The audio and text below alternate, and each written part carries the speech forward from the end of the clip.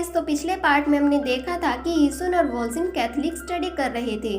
फिर एक दिन वोल्सिन ईसुन से पूछते कि अब तुम आगे क्या करने वाले हो। तो ईसुन कहते कि जब ये कास्ट सिस्टम बंद हो जाएगा और सब एक दूसरे को इक्वल समझने लगेंगे, उस दिन मैं तुमसे शादी करूंगा।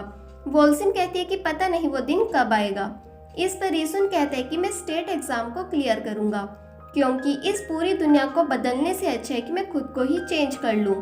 दूसरी तरफ हम देखते हैं कि ईसुन का सर्वेंट ईसुन के डैड को ये सब कुछ बता देता है कि ईसुन एक लड़की से प्यार करने लगा है जिसका नाम वोल्सिम है, और ये दोनों मिलकर कैथोलिक की स्टडी कर रहे हैं। मुझे बहुत चिंता हो रही है, अब हमें क्या करना चाहिए।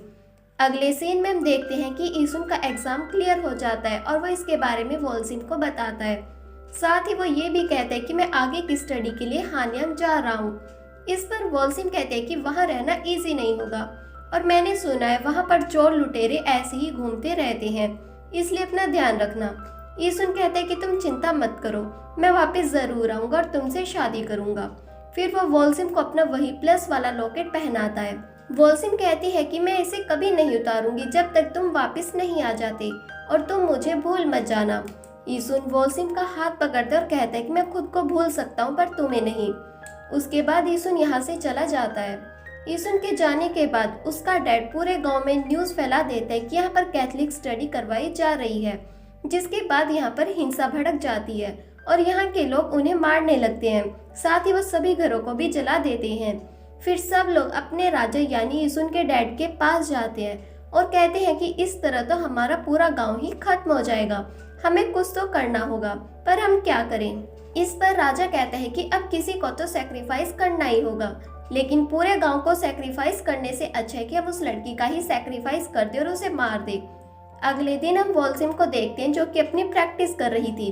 तभी वहां पर कुछ सैनिक आते हैं और वो वोल्सिम को पकड़ लेते हैं। इन्होंने वोल्सिम को मार मार कर उसकी बहुत बुरी हालत कर दी थी। सब लोग कहते हैं कि हाँ, ये वही है जो कैथोलिक स्टडी कर रही है। उसे वही प्लस का लॉकेट दिखाया जाता है और एक आदमी वोल्सिम से पूछे कि तुम्हारा तो नहीं हो सकता, तो सच सच बताओ कि तुम्हें किसने दिया।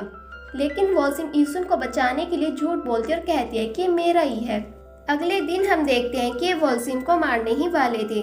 दूसरी तरफ ईसुन भी अपनी पढ़ाई खत्म करके गांव में वापस आ जाता है, लेकिन तब उसे पता चलता है कि वोल्सिम को मारने वाले हैं।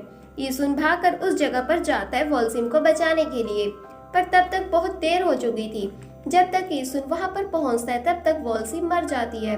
फिर ईसुन वोल्सिम का सर अपनी गोद में रखता है और उसके साथ बिताए समय को याद करता है। तब उसे वोल्सिम की एक बात याद आती है, जब वोल्सिम ने उसे कहा था कि प्यार इंसान को नहीं बचा सकता, लेकिन ईसुन ने भी उसे कहा था कि ये गलत है, प्यार इंसान को बचा सकता है और मैं तुम्हें प्रूफ करके दिखाऊंगा। प्रेजेंट में हम देखते हैं कि ईसुन की आंखों में बदले की आग जलने लगी और वो वहां मौजूद सभी लोगों को मार देता है, साथ ही अपने सर्वेंट को भी। फिर वो तलवार को अपनी गर्दन पर रखता है और कहता है, अगर भगवान स्वर्ग में रहते हैं तो मुझे स्वर्ग में नहीं जाना, और फिर वो खुद को भी मार डालता है। अगले सीन में हम देखते हैं कि गुवन एकदम अपनी आंखें खोलता है। इससे हमें पता चलता है कि ये सब गुवन का एक सपना था और अब गुवन को सब कुछ याद आ गया था। फिर वो दोही की ओर देखता है और कहते हैं कि मैंने तुम्हें मार दिया, तुम मेरी वजह से ही मरी हो। उसके बाद हम देखते हैं कि दोही कॉफी बना रही थी। तभी यहाँ पर गुवन आता है। दोही गुवन से पूछे कि क्या हुआ, तुम बहुत परेशान लग रहे हो।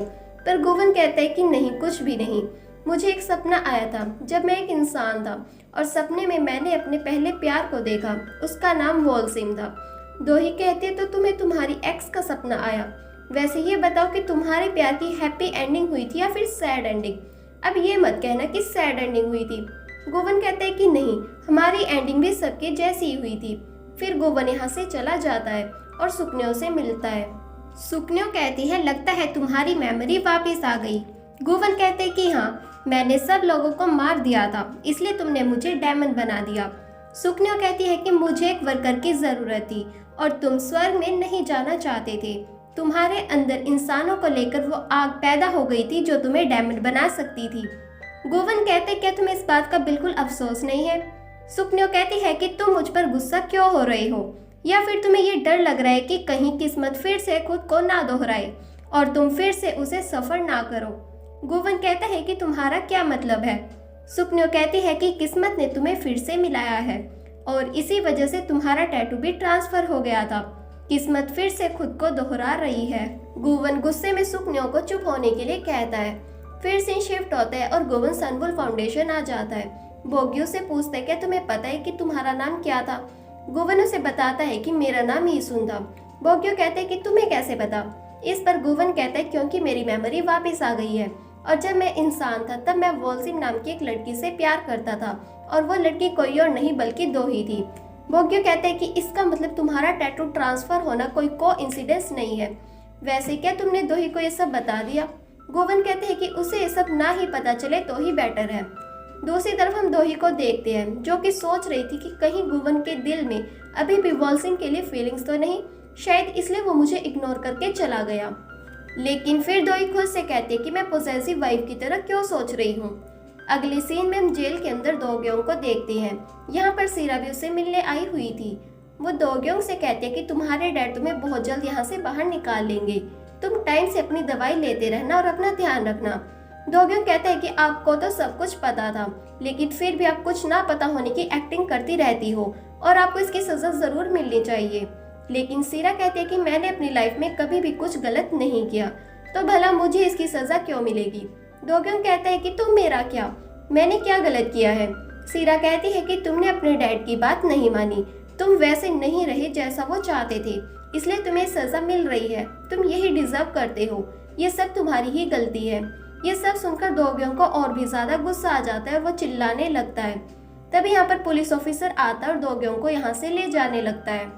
दोग्योंग सीरा से कहते हैं कि अब तुम्हारी बारी है। उसके बाद सीरा कुछ फर्नीचर लेने के लिए आती है। तभी उसे एक कॉल आती है जिसे सुनकर वो बेहोश हो जाती है। दूसरी तरफ हम गुवन को देखते हैं। उसे लिफ्ट के अंदर जूसेफ मिलता है।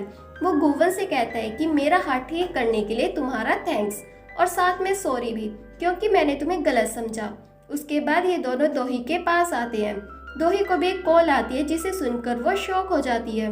फिर दोही इन दोनों को बताती है कि दोग्योंग मर गया।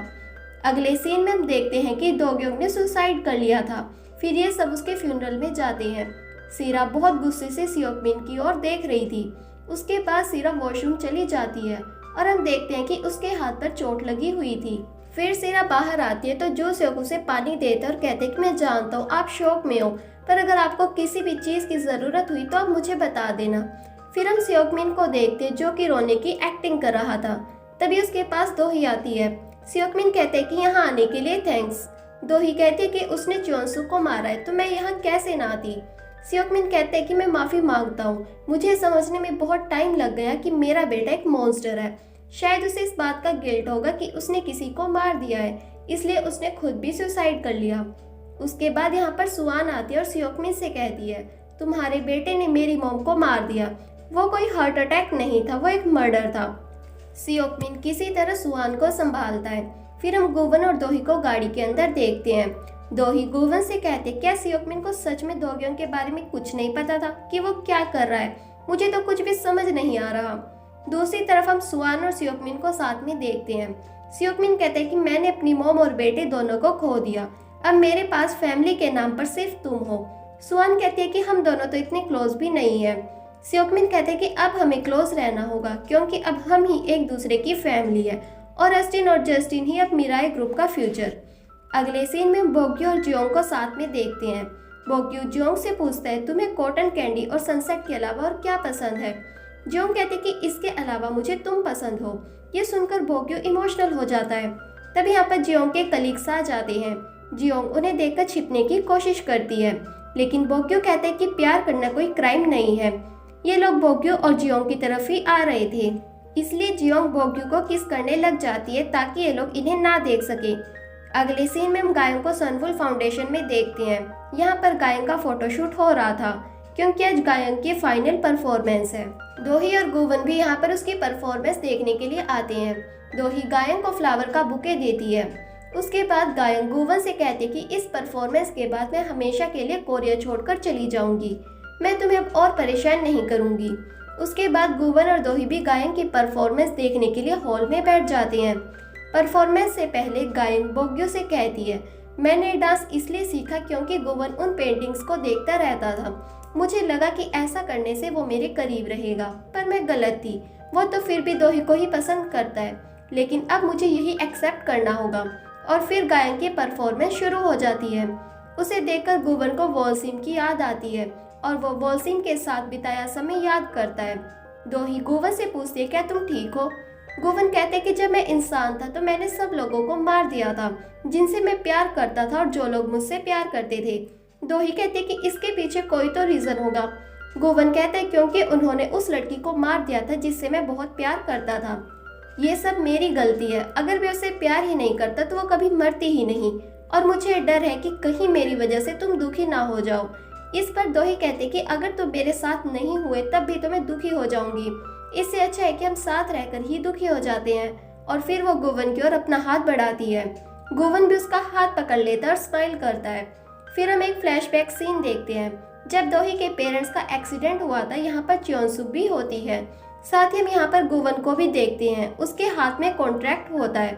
वो च्योंसुक की ओर देखते और स्माइल करता है।